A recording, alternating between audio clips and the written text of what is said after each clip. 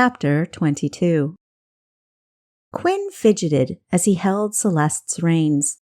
Dawn was imminent, the deep purple horizon soon to be streaked with pinks and ambers in a breathtaking prelude to the sun's arrival. His master sat quietly on his mount, no sign of impatience present. Nonetheless, Quinn felt edgy. He knew Lord Fane abhorred being kept waiting. Aquestria, sensing Quinn's unease, smiled gently. "Relax, Quinn. She'll be here." Quinn strove not to appear dubious.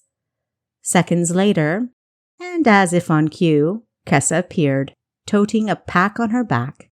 Seizing Celeste's reins, she hopped effortlessly into the saddle. "Let's go," she said, driving her horse forward. With a quick wink at the young boy, who scrambled onto his own horse, Aquestria followed her sister. After what seemed like a terribly long, uneventful journey, including a lengthy sojourn at a village en route, they arrived at Aquina's castle, and were greeted amiably by its lord. Pantheus wore a cream-colored, thigh-length tunic with brown leggings and boots.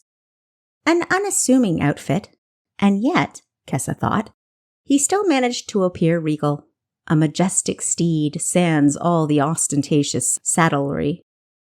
Dark circles under his eyes, coupled with a harrowed expression which dissipated upon spotting them, indicated he'd been stressed, but he casually eluded any vocalized concern. Once they'd freshened up, they sat down to a delectable dinner of roast chicken, seasoned vegetables, and crusty bread. Kessa didn't speak much during the meal, her mouth being otherwise occupied. The others, however, chatted cheerfully as they ate, catching up on current events, news, and activities. Pantheus listened attentively as Quinn fervently described Aquestria's performance as an elite guard. Right from the first day she'd started training, she'd garnered an impressive reputation that only improved as time went on. Kessa had expected nothing less, and although she was interested in hearing all about her sister's notable accomplishments, she was intently watching Pantheus as he listened. The look of deep admiration he was giving Aquestria unsettled her. Peeking at Melius, she realized he wasn't in the slightest bit bothered by Pantheus's attentiveness. Aloof and impassive, he simply sat there, probably enjoying the conversation. She wondered if it was an act, just like her old tomcat and the way he'd play with kittens. He'd lay ever so still, superficially indifferent. Paws folded comfortably in front, only a slight twitch of the tail indicating his awareness, and then pounce. If this was the case, it was much less unnerving coming from the Tom. Having endured the exuberant description of her feats and the tumultuous praise that followed with quiet dignity, Aquestria tactfully redirected the discussion to the accomplishments and deeds of Lord Aguilon. "Tell us how you've been, Pantheus. I've heard you've been busy." Pantheus chucked a couple pieces of uneaten chicken to his dogs. "Indeed. Nothing as illustrious or interesting as what you've been up to, though." As if recovering the vast wealth of Aquina isn't illustrious or interesting. "Pantheus, you're too modest," Aquestria protested, suppressing a proud smile. Kessa looked at Pantheus, wondering just how her sister had heard this news and she had not. "Oh yes, the robbing of the town mint," Quinn burst out enthusiastically. "Please tell us, Lord Aguilon. I'd love to hear the details." Quinn had heard the news too? Kessa bristled. How in Akara had she missed intelligence on a robbery at the Aquinan Mint? What kind of spy was she? Why hadn't she been informed? Pantheus sighed. "I had hoped to keep what happened here as confidential as possible. Evidently, I failed." Aquestria wriggled in her seat uncomfortably. I'm sorry, Pantheus. I'm afraid I'm to blame. When you left my wedding feast early, I was concerned for you. I knew only something urgent could have taken you away. I confess, I wrote to Carson and asked him what happened. He replied and told me all about the robbery. Quinn was present when I read Carson's reply to Malleus. I should have guessed, Pantheus chuckled. Clever, Aquestria. As head of the city watch, Carson would know what was going on, and as one of your friends, he'd tell you anything. Naturally, a voice sounded from the entranceway. Everyone turned to see a man, making the uniform of the Aquinian city guard look good.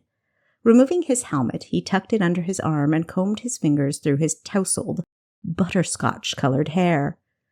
A peal of enamored female giggles resonated from the kitchen doorway, which was empty by the time anyone looked.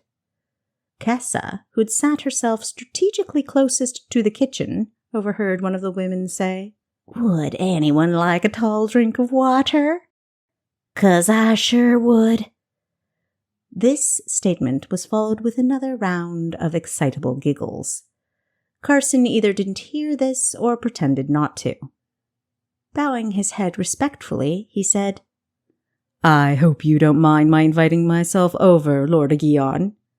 He approached the table, charm radiating from every inch of him, as well as a manly musk that tickled Kessa's nostrils just enough to momentarily distract them from the smell of food. "I heard who was in town, and I just couldn't miss meeting a member of the Cyrenian Guard." "Carson!" Aquestria, grinning from ear to ear, leapt from her seat and embraced him.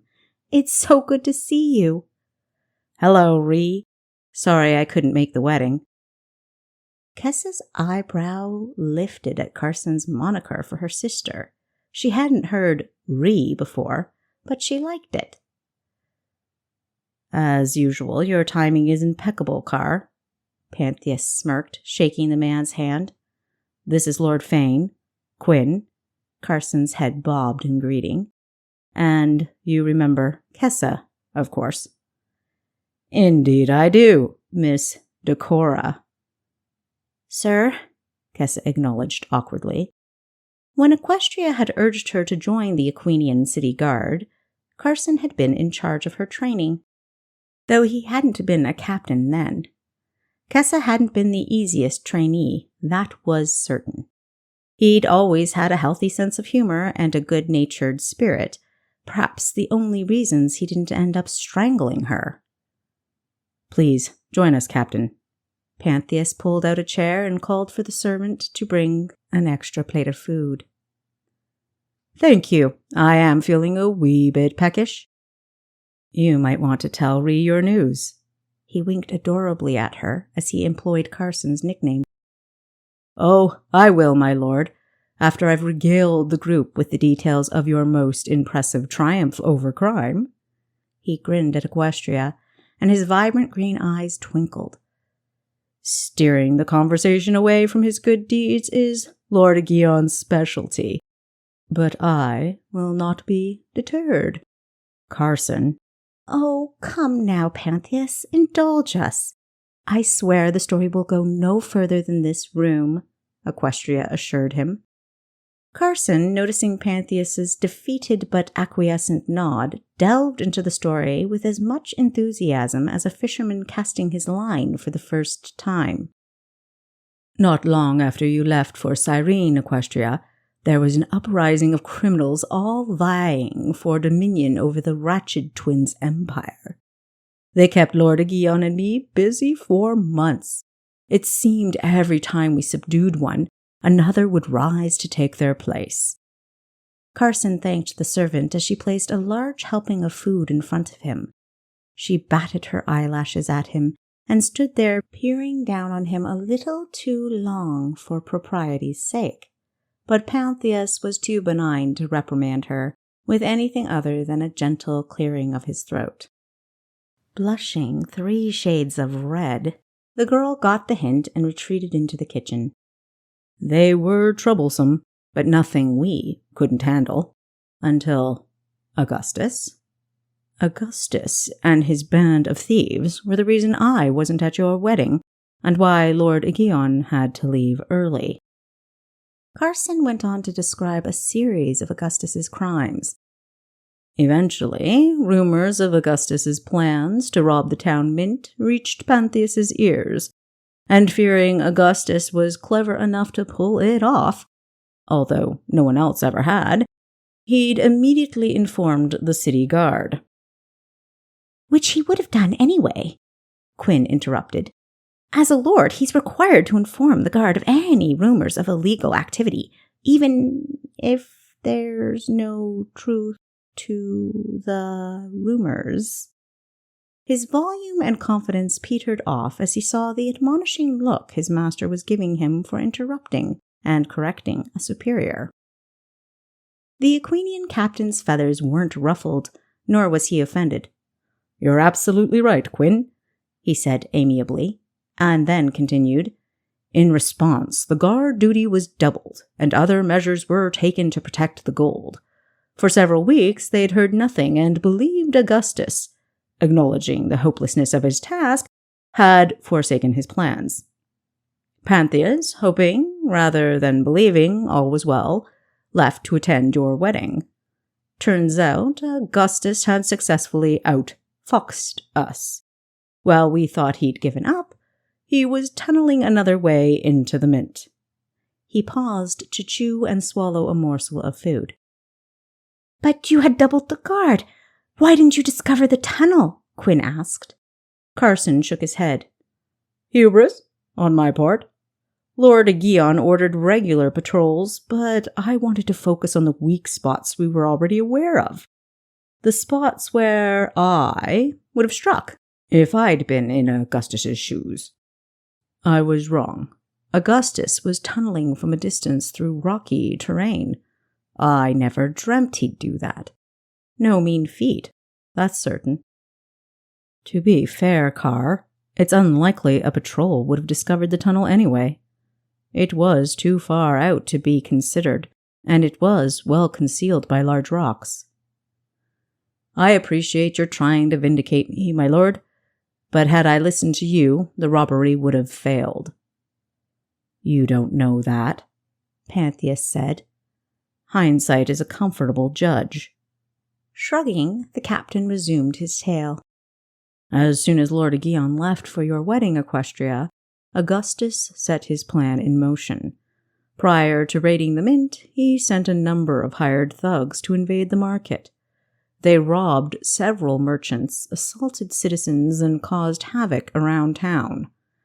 With the mint guard doubled, there weren't enough city guards to respond. There was little choice but to send the extra guards from the mint to deal with the attack on the market." "Making the mint an easy target," Quinn discerned with bated breath. Carson's voice mirrored the boy's excitement. "That's right. And that's when Augustus and a handful of his cronies used the tunnel. As soon as the market was struck, we sent word for Lord Aguilon to return right away. And, from what I was told, he got the message shortly after your wedding ceremony." "What a difficult situation, Pantheus," Aquestria commiserated. "You were under a great deal of pressure, and you still came to support me. Thank you." Pantheus replied with half a smile. "We believe Augustus was counting on it. We later discovered your invitation was intercepted by one of his spies," Carson stated. "Augustus leaked his plans to rob the mint, figuring that while we focused on protecting the gold, he could secretly dig his tunnel, and the time it would take would lead us to believe we'd discouraged him." "You let your guard down," Quinn remarked. "We weren't as concerned," the captain amended, though he still looked impressed with the boy's deductive skills. "Lord Aguilon felt it was safe enough to take the journey to Cyrene," Quinn continued excitedly, "and pounce." "That's right. Where did you find this boy? Is he available to join my guards?"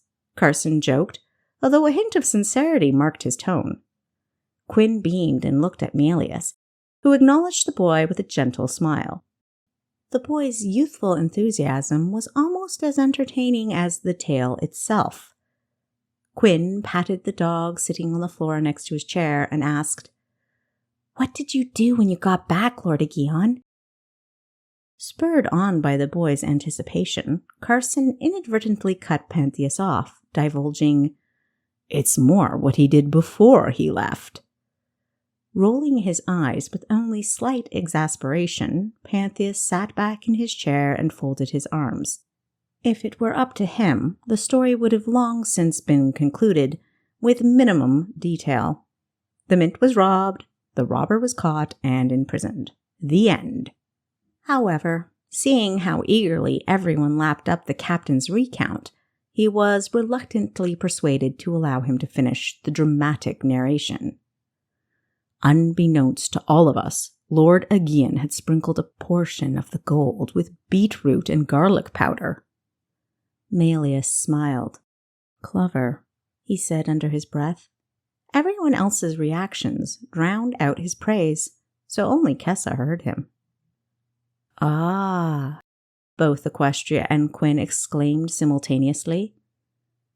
"Beetroot powder stains the skin, and, as you know, garlic has a strong odor, an odor which Lord Aguilon trained his dogs to track." "Brilliant. Garlic powder's odor over time would become virtually undetectable, except to a trained dog," Aquestria observed. "Yes," Carson agreed quickly, anxious to continue. "So, we went to the tunnel and let the dogs do their work. The dogs followed the odor deep into Ashland." The entire table knew Ashland was not a place you wanted to go deep into. Pleased with his audience's reaction to the name of Ashland, Carson went on. "We located a group of men camped out at the base of a cliff. They claimed they were travelers, but the pinkish stains on their hands revealed their true identities. After detaining the thieves, we scouted the area and discovered a wagon. The wagon was empty, but judging by the deep grooves its wheels had left, it had carried a portion of the gold. There were footprints heading west. The dogs tracked them. Lord Aguilon ordered me and 4 of my guards to follow him and his dogs. The remaining guards were to escort our thieves to prison.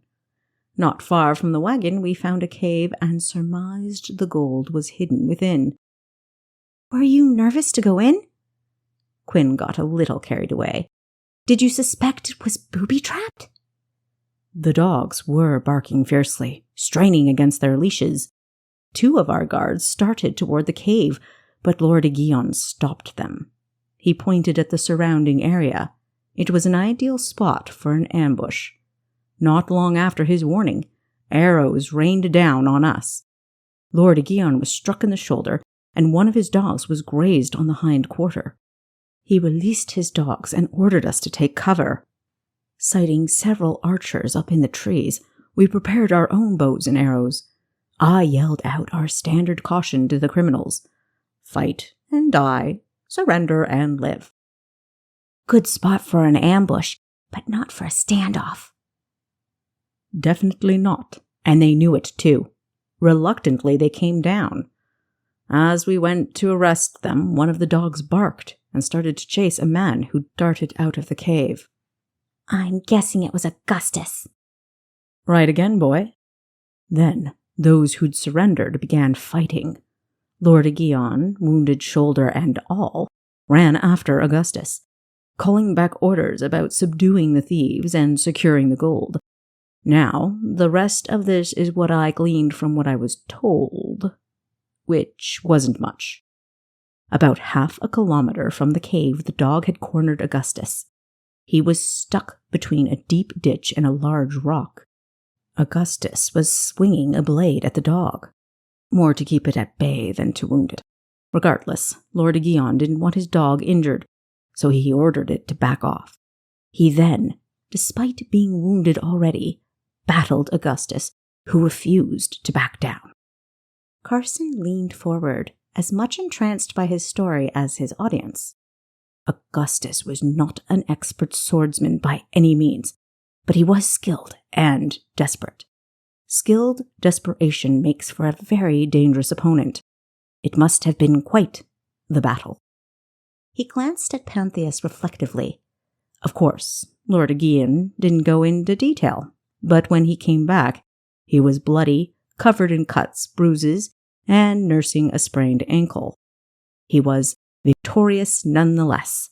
He captured Augustus, who, truth be told, looked much worse.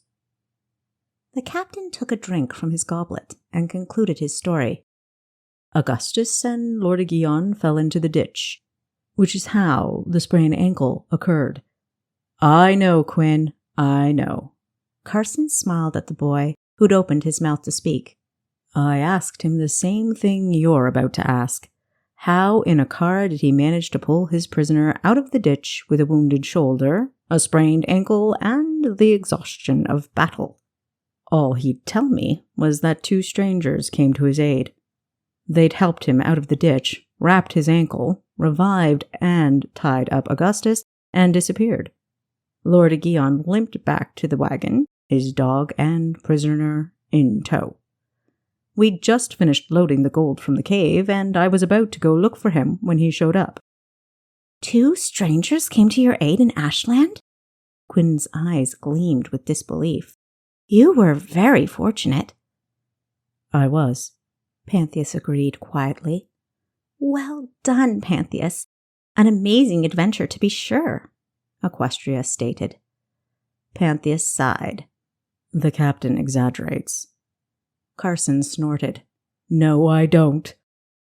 The gold was returned. The thieves were thrown in prison, Pantheus said matter-of-factly. He glanced at Kessa, and a shadow clouded his features as he uttered, It's what thieves deserve. Kessa felt her insides clench. Apparently, her sister wasn't the only one to garner a far-spread reputation. A moment later, Quinn unwittingly sliced through the tension.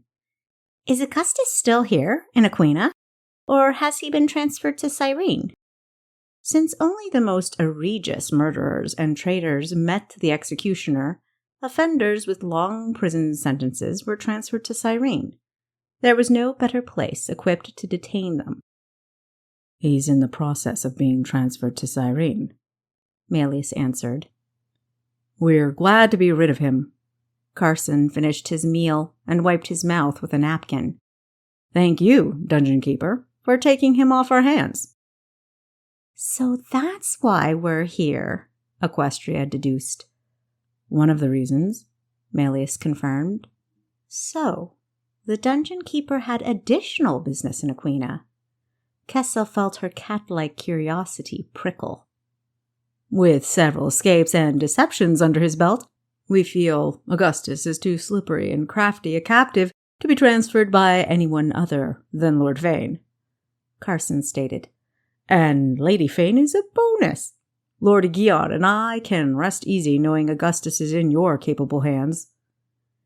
Aquestria, smiling demurely as this praise for her husband and herself was related, asked, So I'm guessing things have calmed down with Augustus captured.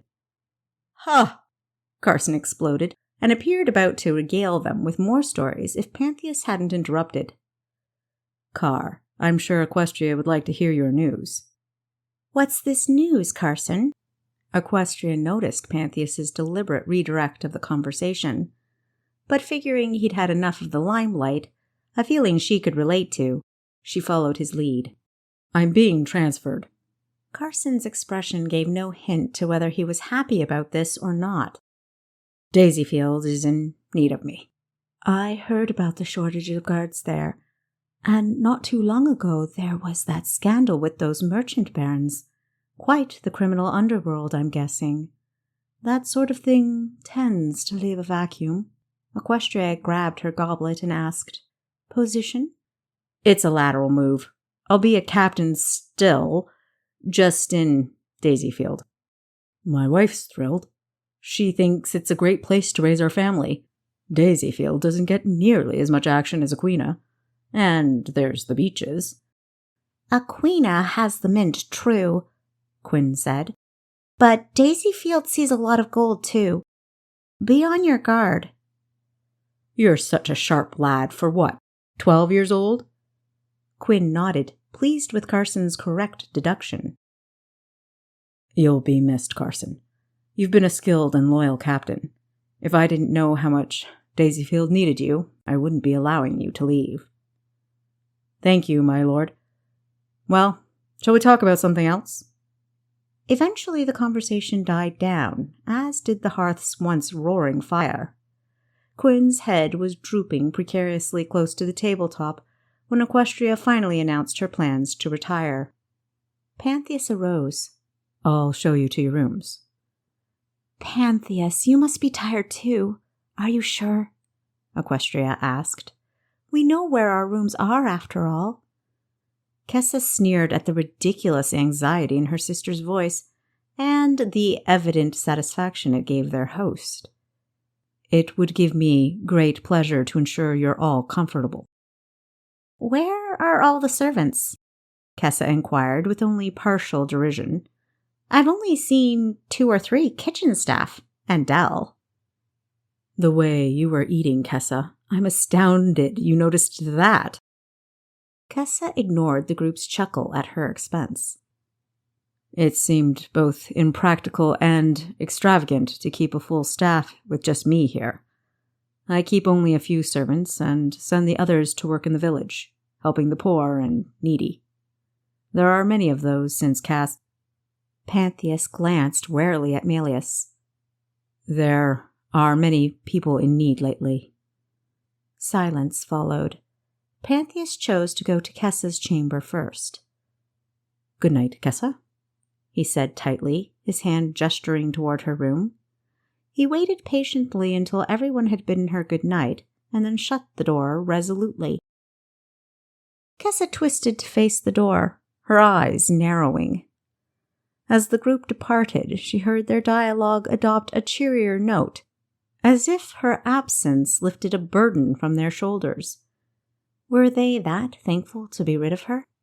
After a couple of calming breaths, she flopped on the bed, a sullen expression on her face to rival any donkey's. Although mostly relieved Pantheus had not asked what she'd been up to, she couldn't tell him the truth anyways, Kessa couldn't filter her feelings of disappointment and hurt that he wasn't at least a bit interested. It seemed as though he only cared about Aquestria, and he made no attempts to hide the fact. Despite endeavors to be reasonable and resilient, she imagined a dagger stabbed through her heart would have been preferable to his blatant disregard. Oblivious to how tightly her fists were balled, Kessa snorted. Stuff 'em! Stuff 'em all!